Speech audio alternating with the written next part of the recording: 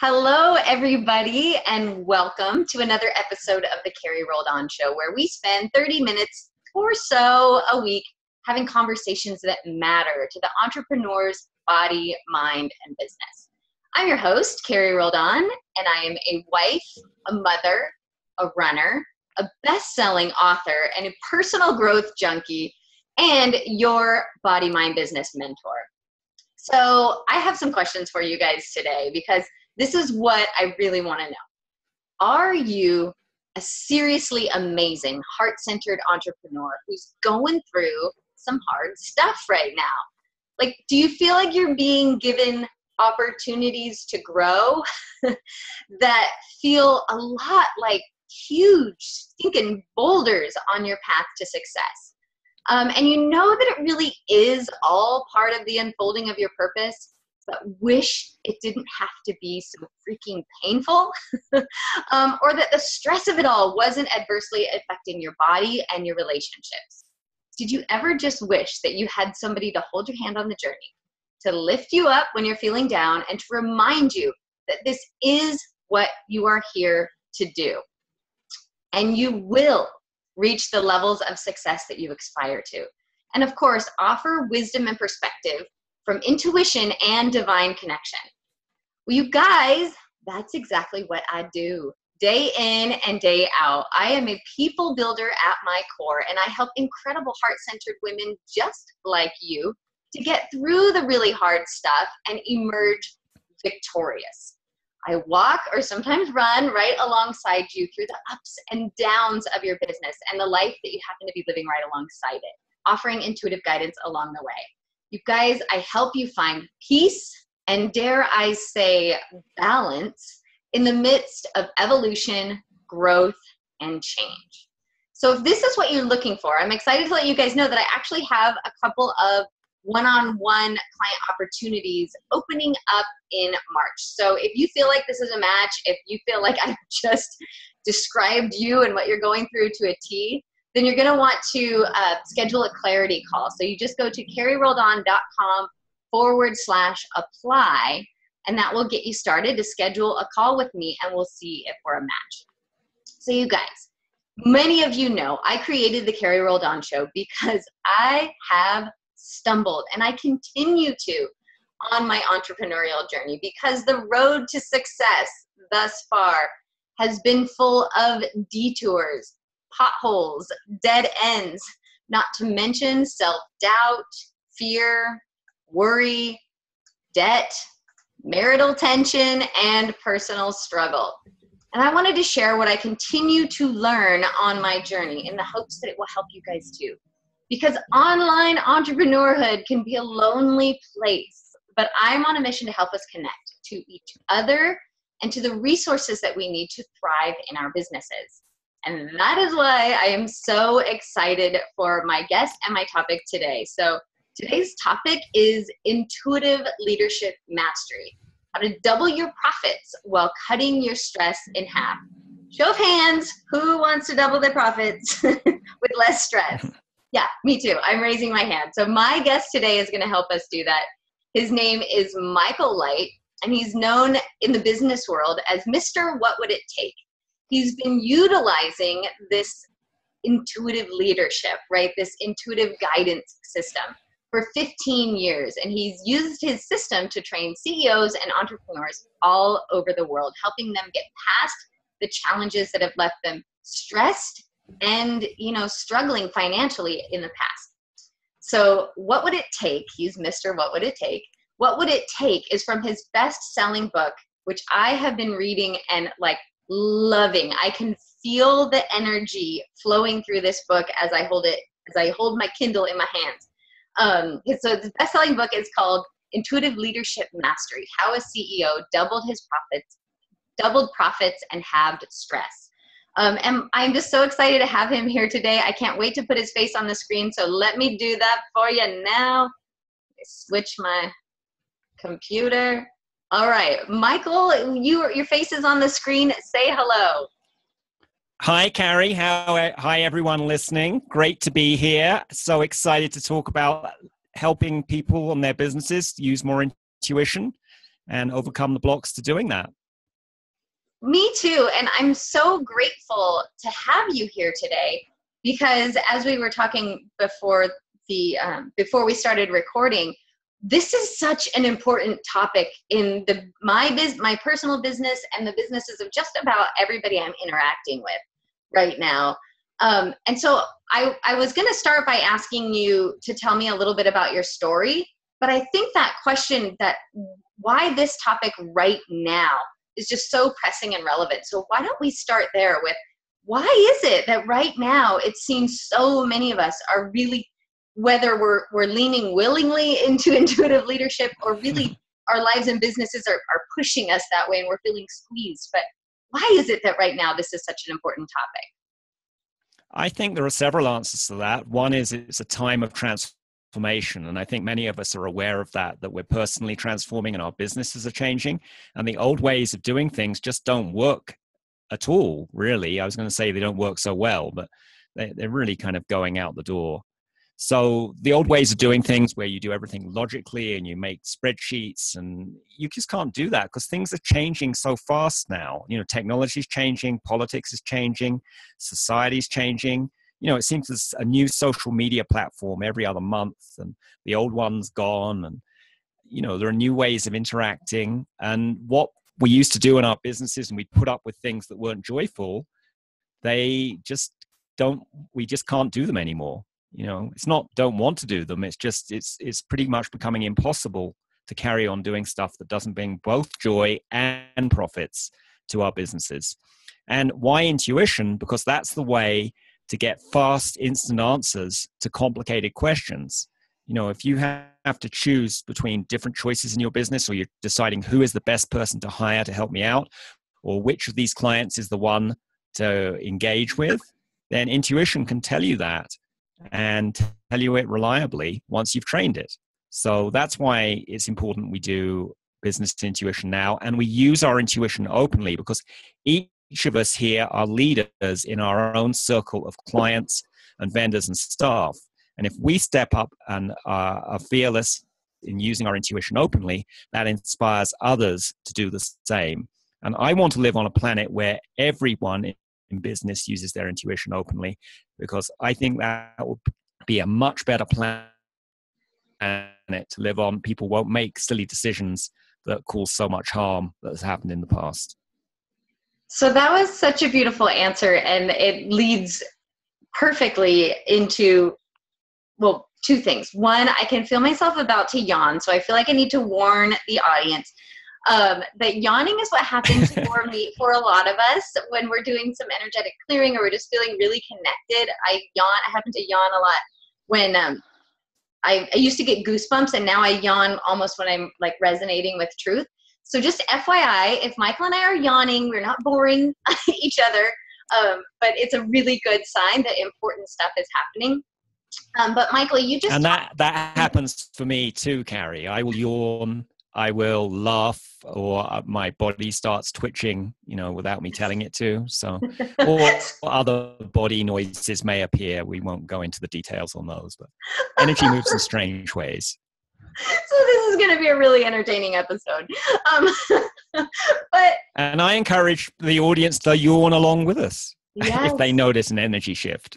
Oh, you so will. You so will, you guys. Okay, so I can feel it happening. So I'm going to turn it over to you, Michael, because I would like you to tell me, I know there must be a story if you are so passionate about getting people to lead from intuition. And I feel like what you just described is, you talk about the old ways, but if we read books on all like the, important leaders or titans of business and industry in the past, it was like their secret, right? That they were really intuitive. So can you talk about how you decided to maybe live your intuitive secret in the open, or how you came to this place where you are so passionate about this? Yes. So I've been in business 27 years, and about 15 years ago, I came to the realization that I needed to change what I was doing, because I wasn't happy in what I was doing. It was a struggle to get business. I had revenue coming in, but it seemed to make profits happen or to have employees work the way I wanted them to always seemed to take a struggle. And it was hard. Speaking of employees, it was always hard to hire good ones. I don't know if anyone else has had that experience, but Often people on their resume or in an interview appear wonderful, but then when they actually start working, the stuff turns up. So I had some personal stuff happen then. I had a minor car accident. I did a little physiotherapy. I got into yoga, and that's how I started my personal growth journey. I also did some honesty communication work through a program called Radical Honesty, which encourages you to express yourself. So I started bringing that into work, and that started bringing the truth out about, how we were doing and how people were performing, instead of me sweeping things under the carpet. And I started using my intuition more in deciding what customers to work with, who to hire, and ended up having better experiences. And the further along this path I've got, the business gave me a motivation to grow personally. And I think a lot of business owners and entrepreneurs find that. We go into business for various reasons: to make money, because we want to change the world, because we want to be fast, whatever the reason. The underlying spiritual reason is often because, similar to the reason many people get into relationships and marriages, they think they're getting into it for one reason, but then they come out of it often growing incredibly, whether they stay in the relationship and the relationship shifts, or whether the relationship ends. Either way, there's an opportunity for growth. So the same thing in business, whether the business we start continues and grows and pivots and changes, or whether we open the business and it runs for a while and there is an enormous vehicle for personal growth. So I'm just sitting here taking it all in. So well said. And it's interesting because you and I talked a week ago, and I was sort of drawing on my my experience as an athletic coach and talking about how I noticed that when I, as a coach, focused on helping my athletes grow personally, that it actually affected the way they performed and the way we performed as a team, almost to the extent, right, where the physical training didn't matter a whole lot. What mattered was that who we were becoming as people. And as we did that, we tended to run faster. And so I totally see that connection in business, right? That as you continue to grow and evolve, and I see it with my own clients as well, that, and I think what you just said, that radical honesty, I've never heard about that program, but being radically honest does connect you to your intuition, right? I mean, it does. You can't, or maybe you can answer this question. I don't know if you can be radically honest and not be connected with the core of who you are, with your higher self, however you want to say that. Is that accurate?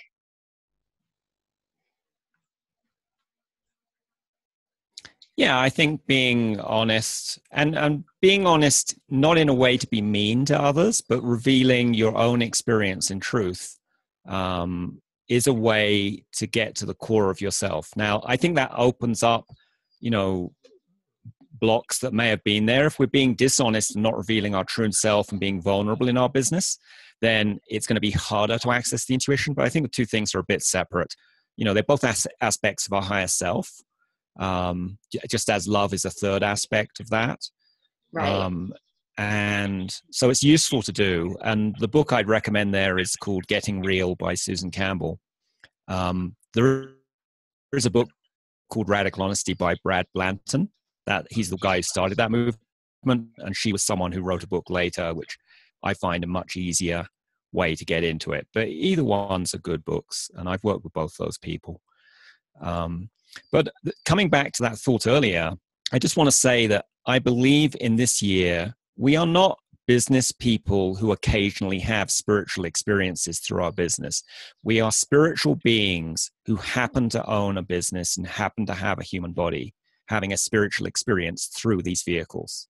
And that's a big difference in perspective. I mean, from the outside, maybe the business looks similar, but that is a different way to view everything. If you view your business as a vehicle for your own spiritual and personal growth, you're going to take different actions and have different beliefs about what makes sense, and not be so attached to is stuff going exactly how you want it to go? If you have a certain perfectionist tendency, that I must admit, I have a little bit of that one.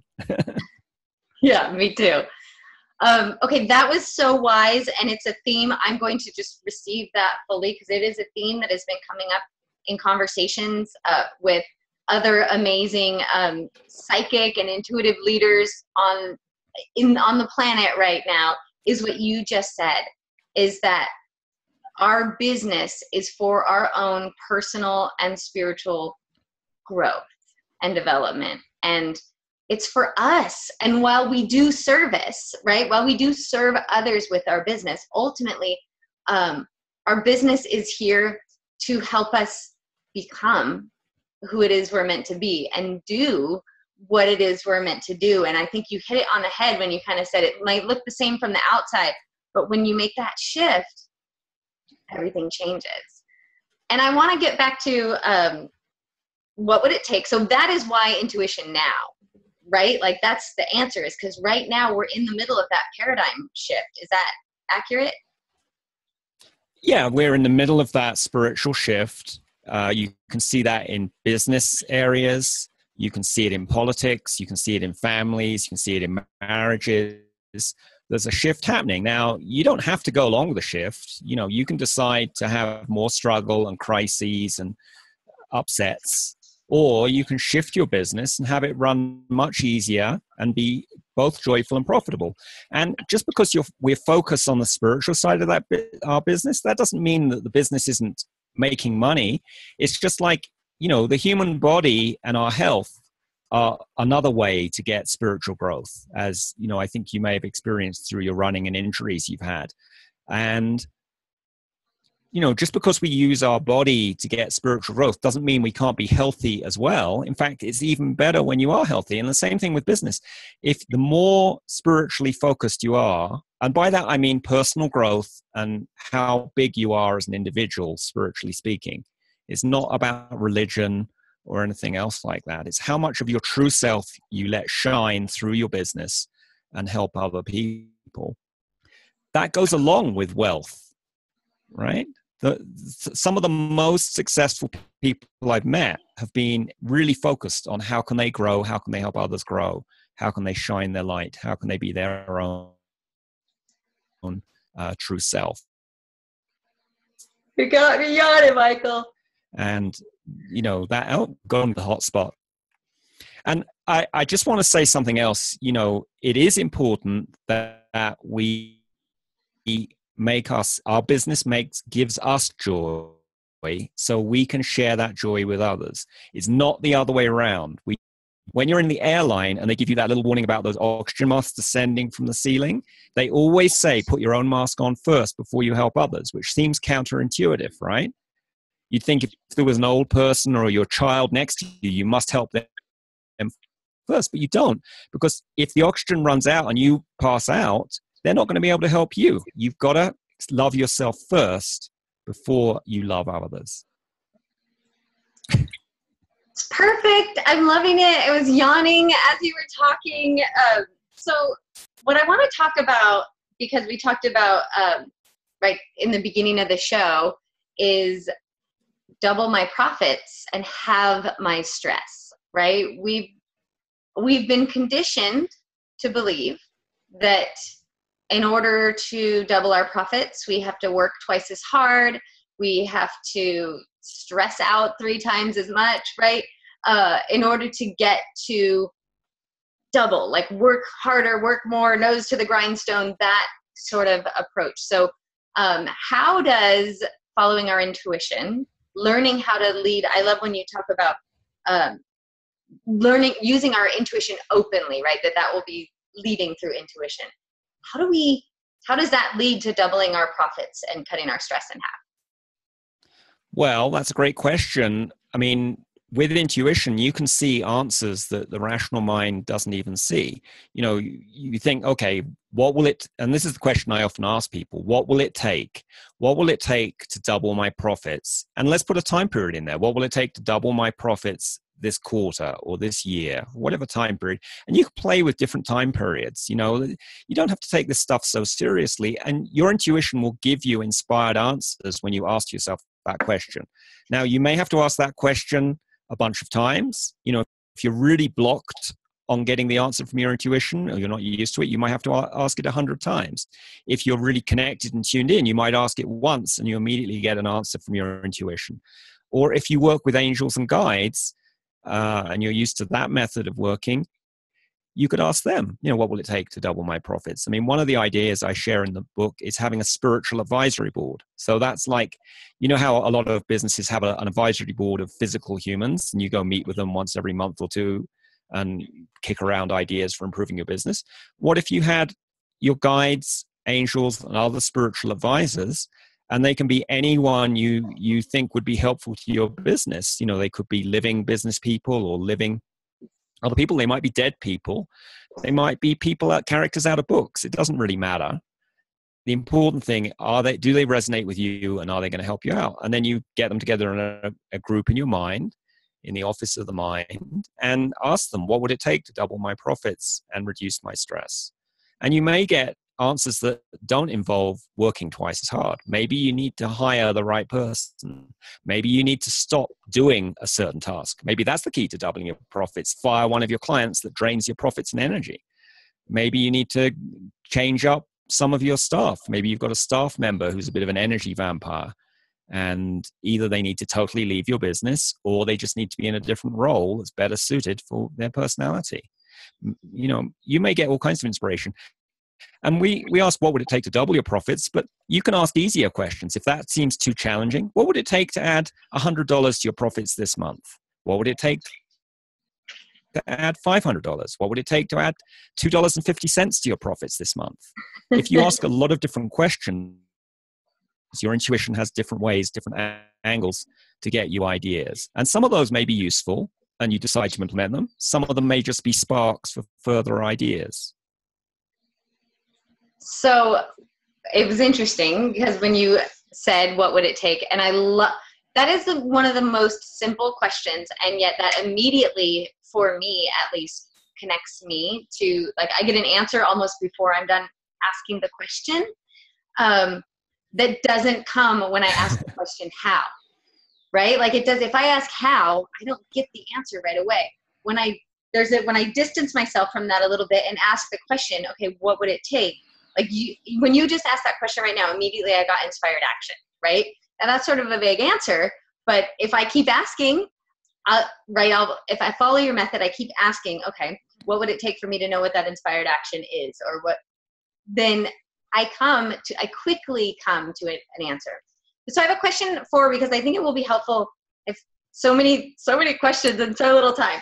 I think it would be helpful to speak to someone who isn't used to trusting their intuition, right? This is something I do openly now. I have gotten really good about trusting my own intuition and actually understanding that when I get something intuitively as I'm talking to somebody else, that they are meant to, that actually I'm a messenger for them. I didn't used to be that way. And so for someone who isn't that way, how do you trust that? How do you have an imaginary counsel in your head and be talking to them and know, am I making this up? Is it guidance? Like, what the heck? Do you have advice for people struggling in that place who want to be more intuitive, who are trying to play in this and really not trusting? Yeah, and that's a very common thing because, let's face it, all of us are trained through our school. If you're in school and you intuit what the answer is to the right, but you don't really know why it's right, that's punished typically, right? And the same in business. If you're in a patriarchal society, which we are, and you can't explain the rational reason why you shouldn't hire Jane Doe or John Doe or whatever, it's just a gut feeling you have, that can be put down as a shameful thing to do. So there's a lot of history in there. And, I won't delve into past life stuff, but, a lot of us have past lives where we did this stuff and got punished for it or killed. So there's a lot of heavy stuff that gets in the way of it. Having said that, if you want to learn to trust your intuition more, I think the easiest thing to do is you don't have to leap into only using your intuition. Keep making the decisions in your business, using your rational methods, using a spreadsheet, a pros and cons list, whatever you do. But also listen to any intuitive nudges. If you're making a hiring decision and one of the candidates, your stomach starts hurting, but the others it didn't, and you didn't just eat a bad piece of food over lunch, right? You're noticing something in your body, make a note of it. Keep an intuition decision journal. Write down, okay, I decided to hire Mary Jane. And at the time, she has a great resume, great references, and my stomach was hurting. And then check in a month later and look at what you wrote down and see, did Mary Jane work out? Was something going on? Or is it something in my history, my spiritual growth? Maybe Mary Jane reminds me of, my mother who did something to me when I was younger that I didn't like. And it's nothing to do with her poor performance. It's all to do with my own stuff that needs cleaning up. So those are some of the things that can get in the way of intuition, either patterns we picked up at school or our own history that we're interpreting as intuition. Because to me, a lot of people confuse intuition with emotion. And for me, intuition is not emotion. It may come through with some emotional component, but if you can connect to your intuitive info without having the emotion, and one way to do that is to imagine that your consciousness is in a little elevator in your body, and it comes down from your head, down through your throat, down through your tummy, and take it down to your hips. Because in our heart, we have a lot of emotion. In our head, we have a lot of thoughts and prejudices and judgments going on. But by the time you get further down in your body, you don't have that stuff going on. So that's one way to do it. And the other way is what I call connecting to the light, which I think many people are familiar with, bringing the light of truth and love from above and below and expanding your heart out. And I have more on how to do that in my website and in the book, but that's the basic step of it. And by connecting to the light, it's much easier to access your higher self instead of your ego self. When we're contracted and fearful, we tend to hear the messages from our ego. When we are expanded and full of love, we tend to hear our intuition much easier.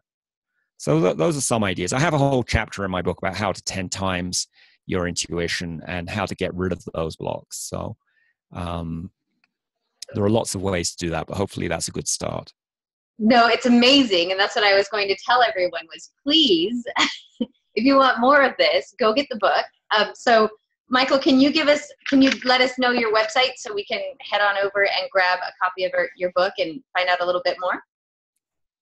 Yeah, so my website is intuitiveleadershipmastery.com. And you can there's a free What Would It Take guide that's like a cheat sheet, one page that lets you, learn how to do that method. I think most of you probably have the idea, but there are a few extra things you can do with it. And you can find a link to the book on there as well. So, and I'd be delighted, if anyone has questions for me, I'd be delighted to answer them. You can contact me through that website. And I just want you to know that as you were saying the last things that you were saying, giving those tips, right, which all come from, I remember all of them from your book. I got that same feeling inside of me that I got when I was reading your book, and some of the things you talk about, they're not new to me, but I think it's so important that those of us who are on this journey, right, who really want to let our intuition lead us and to lead our businesses and our teams through that intuition. It is so good to just revisit, to just, like you were saying, you have the What Would It Take guide. Like, it's so important, at least for me, to go back to things, to get reminded, to hear things differently, to hear them a new way. And Michael's book is just full of that. It's full of tweaks on techniques or new things I've never heard about. But point being, guys, is as I've been reading his book, and as he was just talking, I so clearly felt exactly that. I felt the in his book, he calls it TLC, to the light connect. Completely felt that TLC happening. And I'm grateful for that, Michael. I'm grateful for you coming on this show today and talking about it. I did have one more question, and I know we're like exactly at time now, so let's make it as brief as we can, but I feel like it's such an important topic for so many heart-centered women entrepreneurs, which is who I tend to serve, is we've been talking about doubling our profits and halving our stress, cutting our stress in half. And I can totally see how leading from intuition, living from my intuition does have my stress, once I can learn to trust it at least, and that my intuition won't steer me wrong, and it will help me double my profits. But I want to talk about that word profits, because it's really different than income, and the role of intuition in helping us with that. So can you tie that together for me? So absolutely, revenue and profits are two different things. And it's so easy to get focused on the top line of how much revenue we have. And that's what I did, 15 or 20 years ago. I had $1 million business, but I had some years I had 990 something thousand in expenses, and some years I had $1 million and something in expenses. It sounded impressive, but it really wasn't making me profit. And sometimes it's better to have less revenue but more profit. And definitely you want to look at how much joy your business is bringing. And I analyze this for each task and each client. I'll make I still use the rational part of my brain, but I'll tie it in with the intuition. So I'll make a spreadsheet, list all the clients, and score the clients from 0 to 10, where 0 is they really suck and 10 is they're wonderfully joyful to work with. And the ones at the bottom end of the scale are, I might weight it a bit. If someone's paying me more, right, I'll put up with less joy, right? And if someone's really joyful, maybe I'll accept less money. But there needs to be both coming in, and then fire the ones who, aren't providing the joy and profits. So yeah, and saying what will it take to double your profits, you may get ideas that are different from what would it take to double my revenue, right? Those are two different things. Part of profits is cutting expenses. Part of it may be figuring out how you can, help your clients more by selling extra things to them that help them out. Maybe it's partly deciding you need to increase your prices. There are many ways to increase profit. And because typically for most businesses, the profit number is quite a bit smaller than the revenue number, if you make small changes, it can enormously affect the profits. That's why doubling your profits is so easy to do, right? If you have $1 million in revenue and you've got 100,000 in profits, you only need to find another 100,000 in profit. If you could increase your revenue by 10% without increasing your expenses, that would double your profit, right? Or if you could find a way to decrease your expenses by whatever the percentage is, like 15% on that particular example. So lots of ways to do that. So great question. Oh my gosh. And such a perfect answer. As you were talking, I was thinking when you talked about having to fire clients, think about like, ooh, what if you get that, right? What if you ask, what would it take to double my profits? And your answer is fire your highest paying client, right? You might be freaked out about that. But when you get to a place of trusting your intuition, that can only lead, right? It can only lead to more profits. Maybe it's, let's see if I can find the words. I was just going to say, maybe it's an even better client waiting to fill that spot, or maybe it's something else in your business that needs to happen. I know that's happening for so many of us right now. Maybe our intuition didn't tell us to fire our clients. Maybe suddenly our clients disappeared. Maybe other things are happening in our business that look like, how could this possibly lead to more profits? But when we really ask and we really trust our intuition, that's the beauty of your intuition. How trustworthy is your mind really, right? But your intuition, when has it ever steered you wrong? And anyways, that's my comment on that. And we could talk forever, Michael, because you are so wise. You deliver in such a beautifully practical, focused, calm way. I'm in awe of you. But I just want to encourage everybody to head on over to Michael's website to get his download on the What Would It Take method and to buy his book. Intuitiveleadershipmastery.com is where you're going to go for that. Michael, do you have any closing words for our audience? I ask you, what would it take to have the most joyful and profitable year in your business this year? And see what your intuition tells you. And, you could ask, what would it take to know the next step today to take? If you get big answers and you're like, oh, I don't know if I could do that, just what's the next thing to do? Because intuition is sort of like the headlights on a car. You can drive all the way from New York City to Los Angeles, California in the dark at night if you have headlights on your car to see the next 200 yards ahead. Yeah, you don't have to see every step of the way in the journey. It's nice if you have a map and you can see all the way, but you don't have to. It's okay. Difficulty trusting your intuition, keep doing things the old way, but listen to your intuition and write it down and compare it, because often these intuitive messages are kind of fleeting, or they're little impressions you get. Maybe you had a dream, maybe you saw a strange animal that day. It's another way people get messages. Maybe 3 different people in your life said the same things. We get messages, and the first step is noticing them. So good. Love it. And yes, that is happening all over the place in my life. Like as you're talking, that happened to me. That happened to me. Yes. So thank you. Thank you so much for being here. Thank you for your wisdom and guidance. Thank you guys, everybody who's here watching. Be sure to go to intuitiveleadershipmastery.com to get yourself better acquainted with Michael, his gift, and his book. And for those of you who really resonated with what was happening, what I was talking about at the beginning of the call, I encourage you to go to carrieroldan.com, check out what I've got going on, or you can go straight to carrieroldan.com/apply to apply for a clarity call and see if you and I are a fit. So on that note, here is a great big virtual hug from me. Everybody hug yourself. We don't get enough of them, guys. So give yourself a great big squeeze. Michael, yes. Just huge hug to you. I'm so grateful to have you here. And on that note, everybody, I'll see you next week on another episode of the Carrie Roldan Show. Take care. Have a good week.